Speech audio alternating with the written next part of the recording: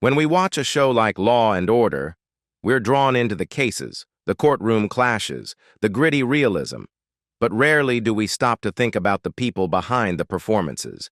These aren't just characters reading from scripts. They're artists, survivors, pioneers, and sometimes wounded souls fighting battles far beyond the set. Behind the stoic faces and sharp suits are lives marked by unexpected struggles, hidden illnesses, painful losses, and quiet acts of heroism that never made the headlines. Their legacies didn't end when the cameras stopped rolling. In many ways, they had just begun.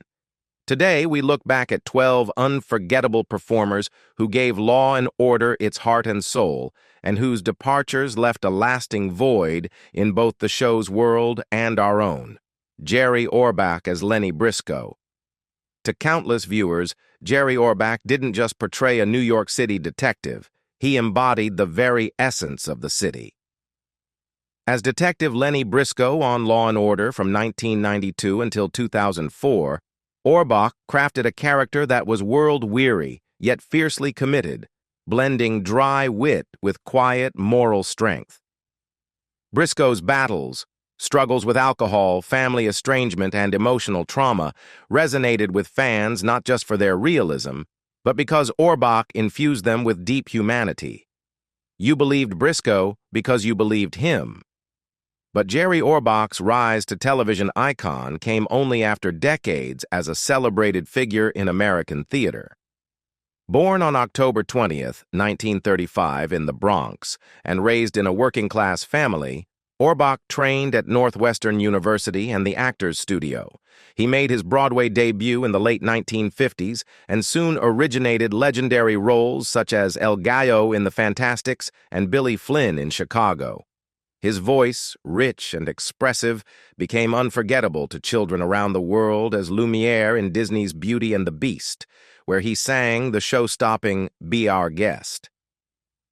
In 1994, 2 years into his run on Law and Order, Orbach received a diagnosis of prostate cancer.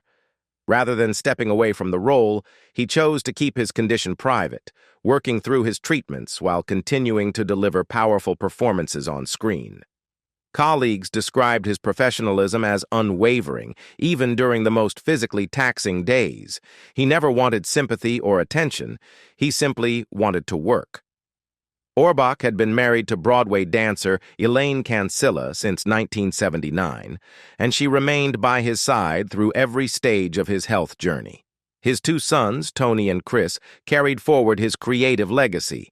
Tony as a stage performer, and Chris as a voice artist and crossword puzzle constructor. On December 28, 2004, Jerry Orbach passed away at the age of 69. In a rare honor, the lights on Broadway were dimmed to commemorate his passing, a tradition typically reserved for theatrical royalty. Even after his death, Orbach continued to give. He had arranged to donate his eyes, offering the gift of restored vision to 2 individuals in need. A section of 53rd Street in Manhattan now bears his name, Jerry Orbach Way, a tribute not only to his enduring talent, but to the city he loved and represented so deeply.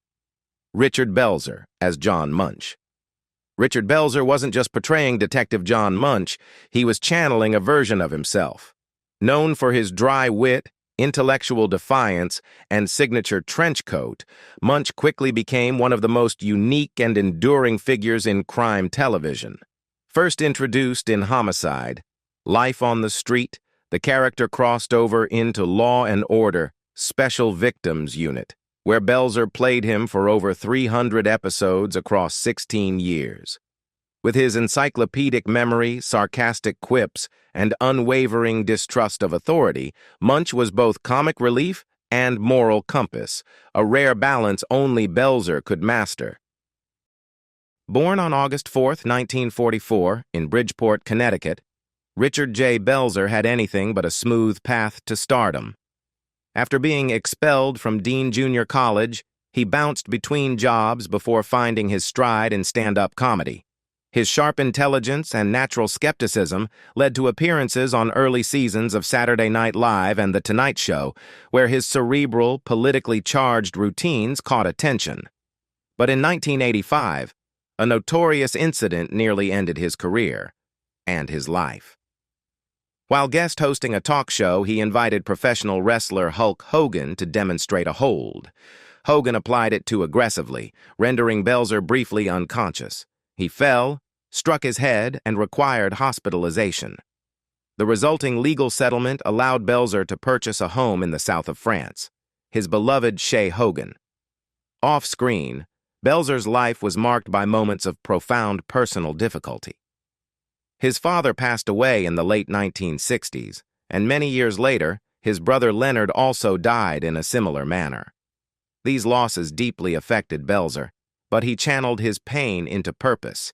He authored several books tackling controversial topics, often with humor and investigative rigor. Titles like UFOs, JFK, and Elvis and Dead Wrong reflected his unshakable curiosity and distrust of official narratives. Belzer never officially retired from acting, but after leaving SVU, he largely stepped away from public life.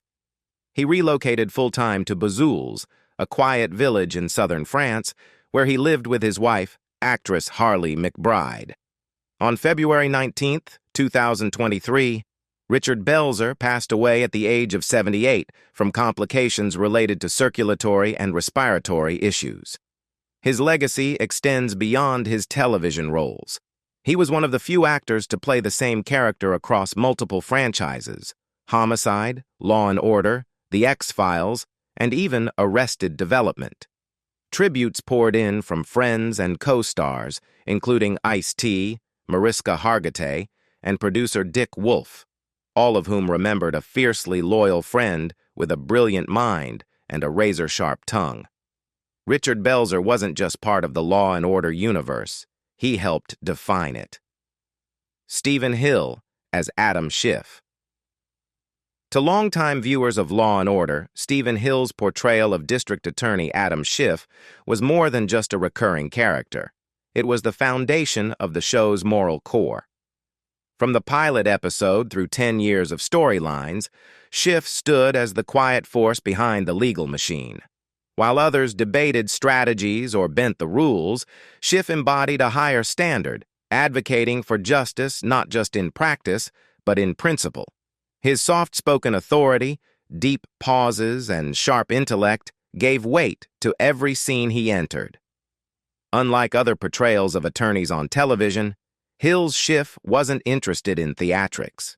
He was concerned with truth, responsibility, and the long-term consequences of every decision. Born Solomon Krakowski on February 24, 1922, in Seattle, Stephen Hill was the son of Russian Jewish immigrants. He graduated from the University of Washington and later served in the U.S. Navy during World War II. His passion for acting led him to New York City, where he became a founding member of the prestigious Actors Studio alongside Marlon Brando and Montgomery Clift. Hill's early career flourished in both theater and film, but his most prominent early television role came as Dan Briggs in the original Mission: Impossible. However, his commitment to his Orthodox Jewish faith, which required him to observe the Sabbath and abstain from work from Friday evening to Saturday evening, caused friction with the show's demanding production schedule. As a result, he was released after one season. Rather than abandon his beliefs, Hill chose a different path.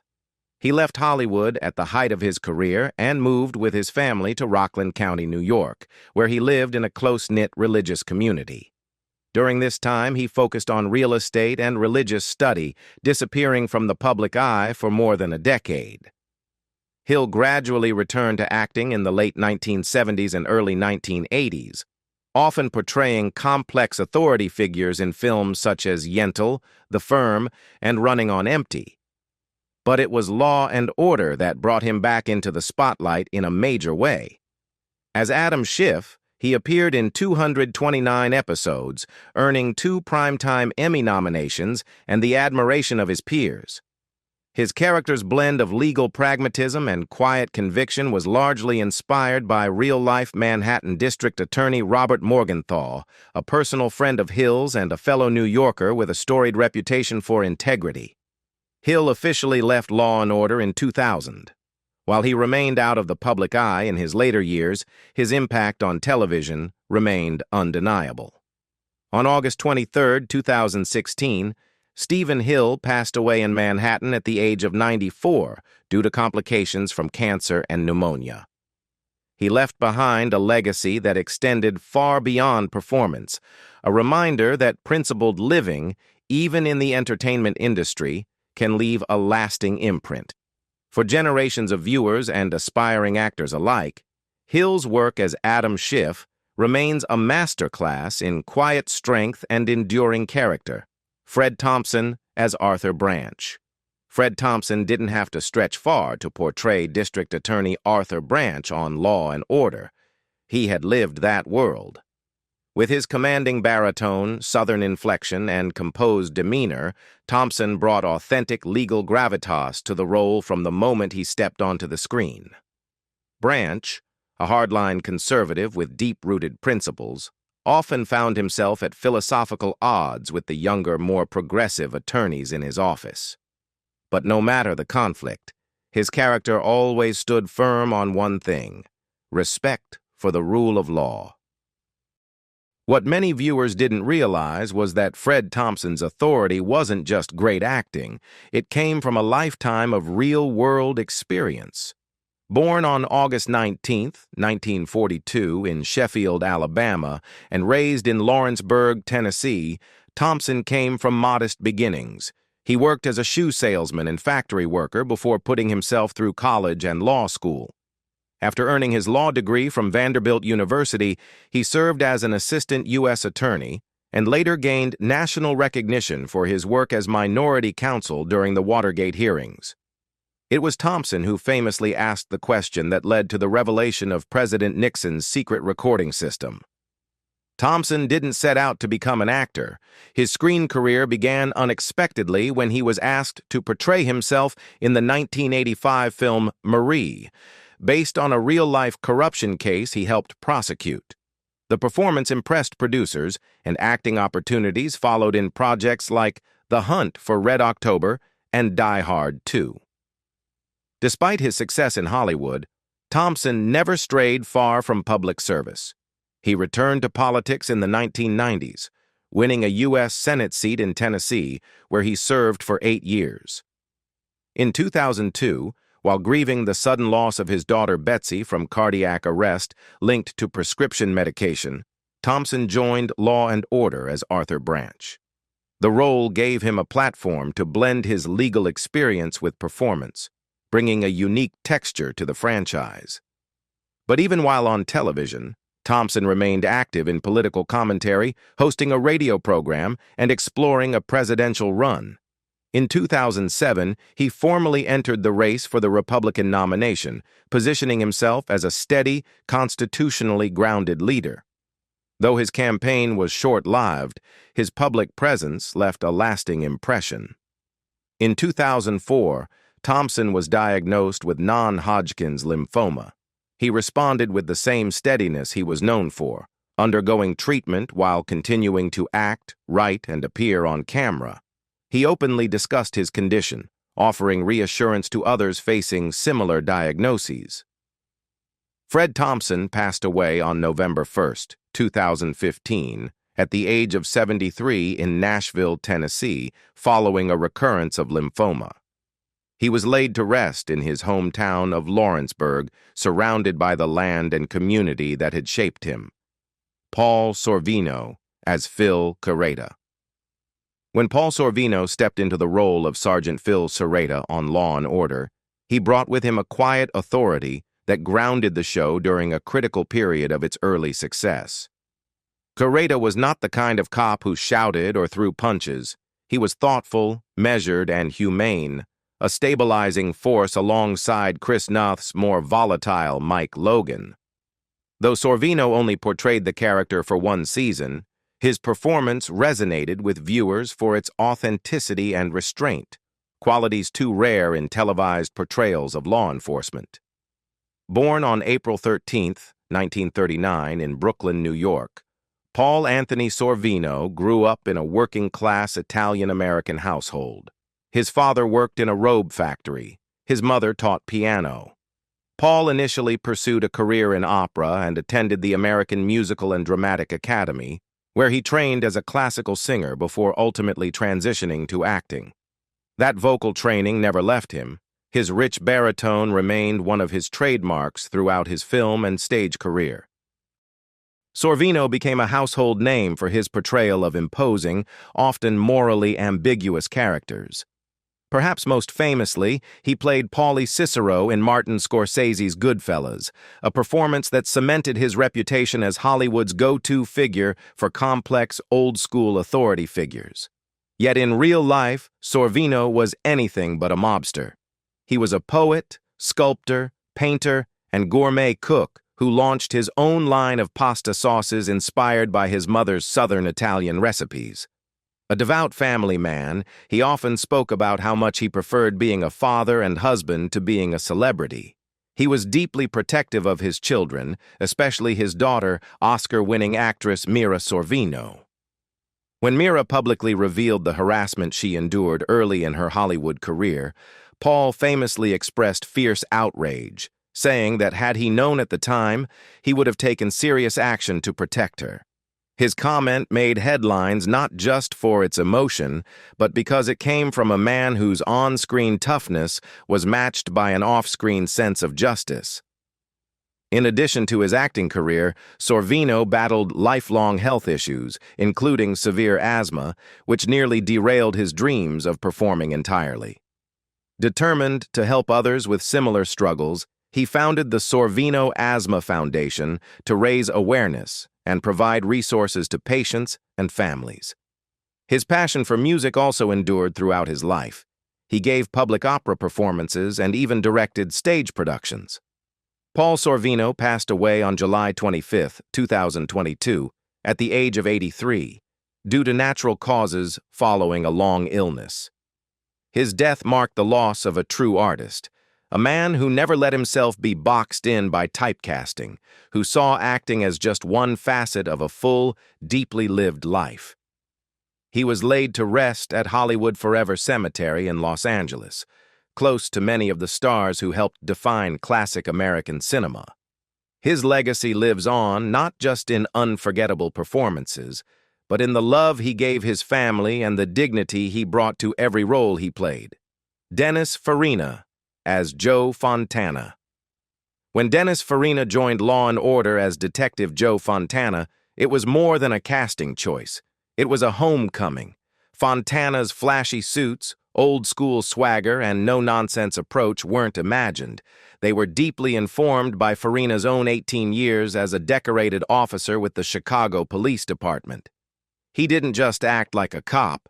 He had lived the job, walked the beat, made arrests, and carried a badge in a city known for its tough streets and even tougher lawmen. That lived experience gave his portrayal a rare kind of weight, an authenticity that made Fontana feel both larger than life and absolutely real. Born Donaldo Guglielmo Farina on February 29, 1944, a leap-year baby from a working-class Italian-American family, he grew up in the Old Town neighborhood of Chicago. His father was a doctor, but Farina charted a different course. After serving in the Army during the 1960s, he joined the Chicago Police Department, where he worked in burglary and homicide. While still on the force, he was cast by director Michael Mann as a consultant for Thief, and Mann eventually encouraged him to try acting. At 37, Farina made a bold career shift, unusual in an industry that prizes youth, and it paid off. Farina became known for his roles in Crime Story, Midnight Run, Get Shorty, and Snatch, often portraying lawmen or gangsters with an effortless blend of charm and menace. Yet despite his success, he never lost touch with his blue-collar roots or the hard lessons of his policing years. He approached acting the way he had approached the streets, with grit, discipline, and a refusal to sugarcoat reality. His personal life was quieter, but no less complex.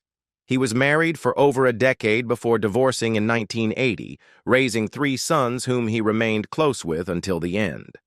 In 2008, He made headlines after TSA agents at Los Angeles International Airport discovered a loaded pistol in his carry-on luggage. Fina, who held a valid permit in Illinois, explained it was an oversight. While the incident surprised fans, it also reinforced the idea that he remained, in many ways, a man straddling two worlds, Hollywood and the real one. Fina's health began to decline in the early 2010s as he quietly battled lung cancer, the result of decades of smoking. On July 22, 2013, he died unexpectedly from a pulmonary embolism at age 69 in Scottsdale, Arizona. The news sent a wave of sorrow through both the entertainment and law enforcement communities. Tributes poured in from co-stars, directors, and fans alike, all acknowledging the rare duality of his life. A man who wore two uniforms, both with pride and honor. Dennis Farina didn't need to research his role on Law and Order. He'd lived it. And that's what made his time as Detective Joe Fontana unforgettable.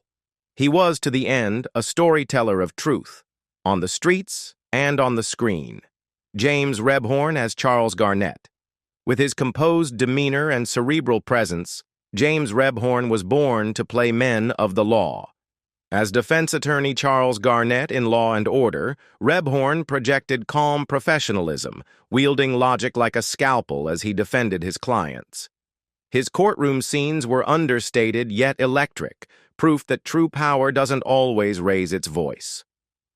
Born on September 1, 1948 in Philadelphia, Rebhorn's acting career spanned over 100 credits. He specialized in authority figures, doctors, lawyers, FBI agents, politicians, in films like Independence Day, The Talented Mr. Ripley, Meet the Parents, and as the tormented father in Homeland. But beneath his steady performances was a 22-year battle with melanoma, first diagnosed in 1992. Instead of retreating, he poured himself into work, as if racing the clock. In a final act of control and clarity, Rebhorn wrote his own obituary before he passed. It praised his wife, family, and his Lutheran faith, and expressed gratitude for a life he never took for granted. He died at his home in South Orange, New Jersey, on March 21, 2014, at 65. He left behind not just a resume, but a reflection of quiet endurance. Tom O'Rourke as Peter Barron. Tom O'Rourke may not be a household name, but to devoted Law and Order fans, his portrayal of defense attorney Peter Barron left a lasting impression. Calm, calculating, and quietly intense, Barron was a legal tactician who never let his cool slip, even when the courtroom walls seemed to close in. O'Rourke embodied a character who spoke softly, but never without purpose. Born March 28, 1944, in New York City, O'Rourke brought real-world toughness to his roles. He had been a boxer, sustaining injuries that plagued him later in life. Broken ribs, a crooked nose, memory lapses. But even on set, he occasionally shadowboxed between takes, his fighting spirit never far behind. He appeared in The Sopranos, The West Wing, and countless commercials, carving out a steady, hard-working career. Privately, he battled cancer, sharing his diagnosis with only his wife and son. He died on September 13, 2009, at age 65 in his Manhattan home. His death came quietly, but his contributions to one of television's most iconic legal dramas remain indelible. Philip Bosow as Gordon Shell. Philip Boscow's Gordon Shell wasn't a flamboyant lawyer. He didn't grandstand or beg for sympathy. Instead, he brought gravitas, calm intelligence, and a low-burning fire to every courtroom exchange. It's no surprise, Bosow was a titan of the American stage long before he walked onto a Law and Order set. Born September 26, 1930, in Jersey City, Bosow was revered for his Broadway work. In 1990, he won a Tony Award for Lend Me a Tenor, and over his career he collaborated with theater legends on works by Shaw, Ibsen, and Shakespeare. He transitioned to television with ease, lending his booming voice and commanding presence to even the briefest appearances. But toward the end of his life, Bosow faced one of the most devastating battles: dementia. Once able to memorize thousands of lines, he began forgetting the names of his grandchildren. Despite this, his dignity never wavered. He died on December 3, 2018, at the age of 88 in his New Jersey home, surrounded by family. His legacy lives on through stage, screen, and the countless actors he inspired. John McMartin as Larry Weber. John McMartin brought a blend of patrician charm and legal steel to his role as defense attorney Larry Weber. With his white hair and steady cadence, he seemed born to stand before a jury, unraveling the prosecution's case with surgical precision. But McMartin's path to law and order was paved with decades of stage mastery and personal discipline. Born on August 21, 1929, McMartin began his career after serving in the U.S. Army's 101st Airborne Division. He rose to fame in Sweet Charity and Follies, where he became a frequent collaborator with Stephen Sondheim. In the courtroom or on Broadway, McMartin brought the same exacting standards. He famously scribbled notes on every line of dialogue, demanding emotional and intellectual clarity in each scene. Later in life, he lived quietly with partner Charlotte Moore, artistic director of the Irish Repertory Theatre. When cancer struck, he continued walking daily past his beloved theaters. McMartin passed away on July 6, 2016, at age 86, from cancer and pneumonia. To his peers, he was more than an actor. He was a craftsman of the highest order. Lynn Cohen as Elizabeth Mizner. Lynn Cohen's judge, Elizabeth Mizner, didn't need to shout to command a courtroom. With piercing eyes and deliberate pauses, she could freeze even the most arrogant attorneys in their tracks. Appearing in 12 episodes from 1993 to 2006, Cohen brought the role a nuanced strength that felt both maternal and immovable. Born August 10, 1933, in Kansas City, Cohen was a stage veteran who burst into wider recognition through her role as Magda in Sex and the City. Later, she would earn acclaim as the silent but heroic Mags in The Hunger Games, Catching Fire. But despite her growing fame, Cohen kept her private life tightly guarded. She had lost her first husband young, later marrying Ronald Cohen, with whom she raised a child. Known on set for bringing her cat along and requesting complete silence while performing, Cohen was a perfectionist. She died on February 14, 2020, at age 86 in New York. The cause was never publicly disclosed, but her departure left a palpable absence, an actress who could command attention with a whisper. James Colby as Bobby Campbell. Though James Colby only appeared once in Law & Order, his performance as Bobby Campbell, a young man ensnared in a criminal investigation, delivered a striking emotional core to the episode. Vulnerable, yet unpredictable, his character reminded viewers that the line between guilt and redemption is often paper-thin. Born in 1961, Colby spent most of his career on stage, earning respect for his intense, lived-in performances in both theater and film. He appeared in Safe Patriots Day and as the father of the villain in Marvel's Jessica Jones.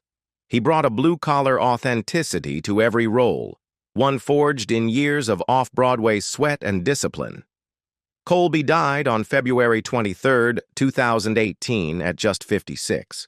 The cause of death was never publicly revealed, but the acting community mourned his quiet dedication and generous spirit. His short time on Law & Order may have been a footnote, but for those who watched, it was unforgettable. Each actor we've explored brought more than just lines to a script. They brought layers, truth, and humanity to a show that never flinched from complexity. Their lives, like their roles, were often marked by battles fought in silence and legacies built in quiet strength. They made Law & Order more than just a crime procedural. They made it a mirror to the human condition. Which of these unforgettable performances stays with you the most? and why? Let us know in the comments below. And if you found this tribute meaningful, be sure to like, share, and subscribe for more stories that honor the lives behind the legends.